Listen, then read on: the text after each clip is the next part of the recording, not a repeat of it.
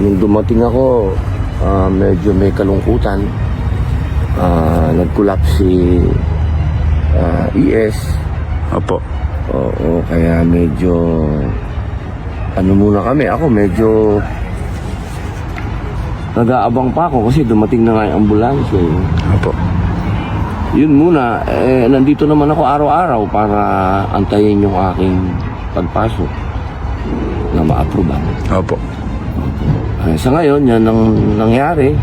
Dumating yung ambulansya kasi nag-collapse si ES.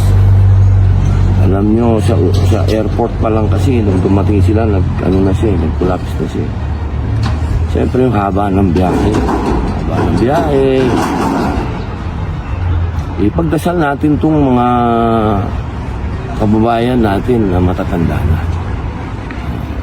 Isipin din natin yung kanilang mga kalagayan. Siyempre, marami na din yung mga tinatawag na maintenance ba. May mga pahingang kailangan yan. Siyempre, sa ngayon, nung dumating na to, biglaan to. Pagpupunta ka pa sa lugar na pagkalamig-lamig. Siyempre, meron kumbaga, may shock yung katawan. Pasalamat na lang po tayo. Medyo maganda yung mga medical service dito sa The Hague, sa Netherlands. Mabilis yung responde ng may ambulansya na, may doktor na. Katunayan nga ako, binalik sa loob siguro may ospital sila dyan sa loob siguro. Doon na kagad titingnan kung may nangyari. Tumama ba yung ulo o ano.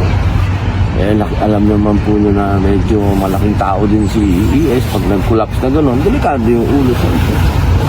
Kaya po, shock pa po tayo. Pasensya na po kayo, shock pa po tayo. Salamat po.